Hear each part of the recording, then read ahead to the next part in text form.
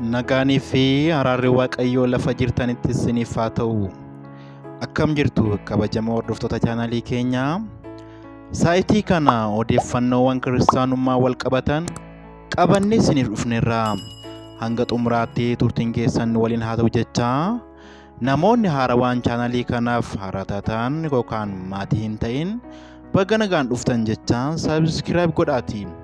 Mallattoo bilbilaa tuqaa odeeffannoo keenya yeroo yeroon isiniif gadhiifamu hordofaa isiniin jenna. Gara odeeffannoo keenyaatti yeroo dabarru jalqaba irratti odeeffannoo nuti isin dhageessifnu ergaa baga gammaddee kan dhimma eebba albeemii faarsaa Zarfee Kabbadee Tsidiqaalee jedhu eebbisaa eeyyamamuusaa kan isin dhageessifnu ta'a. Dhaggeeffattoota keenya odeeffannoo nuti lammaffaa irratti isin dhageessifnu immoo qarshii miliyoona 4 kan saame raajii kan ofiin jedhu dhimma raajii Jooy Ciroo isin dhageessifna. Ajaa'ibadha. Hanga xumuraatti nu hordofa jechaa.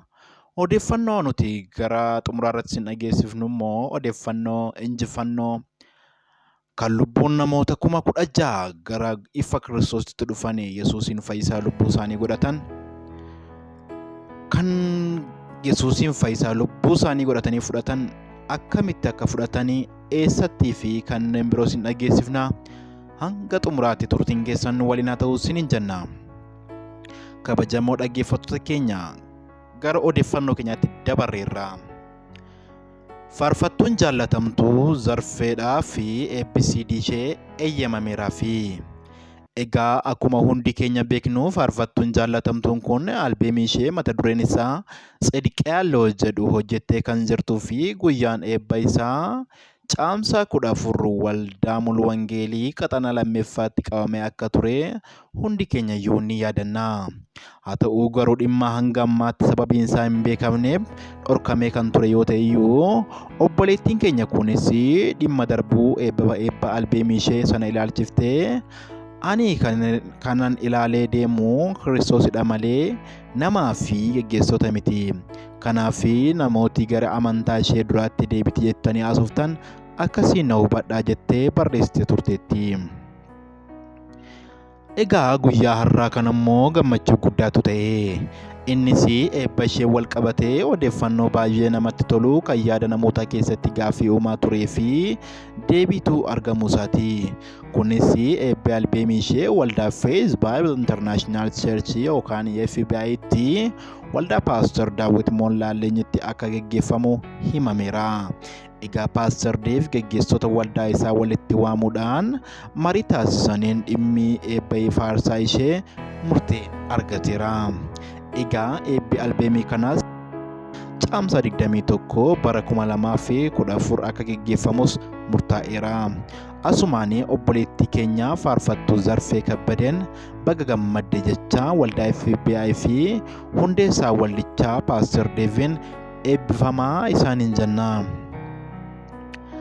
Dhaggeeffattoota keenya odeeffannoo lammaffaa qabannee dhufneen raajiin Jooy Ciroo qarshii miliyoona 4 saamuusaa dhageessisna.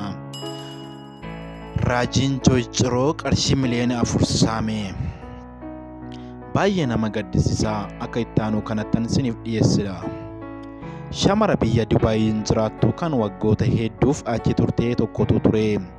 Isheenis baay'ee gooftaa jaallatti. Kennuudhaan beekamti. Waldaa gaafa deemtu qarshii 10,000s 20,000s ni laatti. Egaa shamarreen kun gara biyyaatti erga deebitee guyyaa tokko mana waaqeffannaa kan raajiin Jooy Ciroo kun keessa tajaajilu deemti. Egaa Jooy Ciroo saba keessaa ol ishee kaasee akkas jedhee itti raajee, ati eebbifamtuudha. Kennuun beekamtaa na jedhee. Har'a garuu siif kennuufan jedhaa jetti. Kanaaf qarshii meeqa samiirraa siif gadhiisisu? Miliyoona 1, miliyoona 2 yookaan sanaa ol jedhee. Anis akkasinittiin jedhee deebiseefii jettiin. Nama Waaqayyoo, ani rakkina qarshii hin qabu. Dabtara baankii koo irraa qarshii miliyoona 4 oliin qaba. Kanaaf waan ani Waaqayyoon kadhadhu waan biraadha ittiin jedhee jetti. Inni immoo deebisee amma waa'ee qarshii akkan sitti dubbadhu Waaqayyoon natti himaa jira. Kanaaf dabtara kee irratti qarshii ati keessee karaa dalgaa seenee waan jiruuf isa hunda isaa baasitii akkaawuntii waldaa keenya irratti qarshii 100 iyyuu hambiseenii. kanaaf ariifadhuutti deemee dabtara kee fidi baasii ammumaa konkolaataa siif kennaa deemaa fidaa jedhee shufeerii naaf ramadee jetti. Egaa yeroo sumaa konkolaataan na fuudhee shufeerichis natti qoosaa ati bareedduu mucaadha jedha. Utuu foggorraan gurra na cufu manaan na gahee jetti. Anis konkolaataa koo irraa buheen galatoome mana koo waan na geesseef jedheen utaalee biraa mana koo seene. Innis na waamee dadhabee ofiisaatii qajeele. Anis mana koo seeneen Waaqayyoon galateeffadhe jettee obboleettiin kun dubbatte. Egaa obboleettiin kun akka dubbattutti yeroo ammaa qarshii ishee kanaan hojii biizinesii eegaltee akka jirtu dubbatteetti. Egaa dhaggeeffattoota keenya waa'ee raajii kan ittiin jedhame Jooy Ciroo kana hin dhumu. Namoota akkasiirraa of eeggannu isiniin jechuun dhaamsa keenya dabarsina.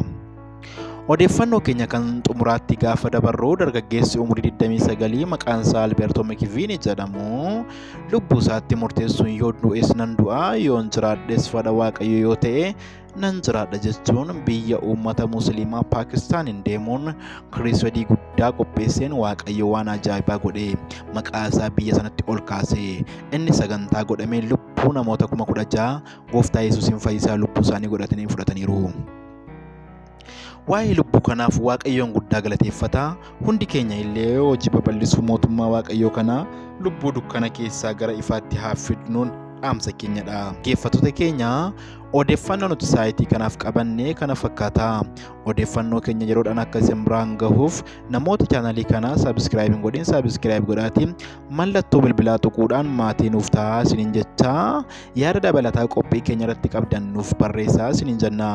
Odeeffannoo biraan hanga walitti deebinutti turtii gaarii qabaadhaa isiniin jenna.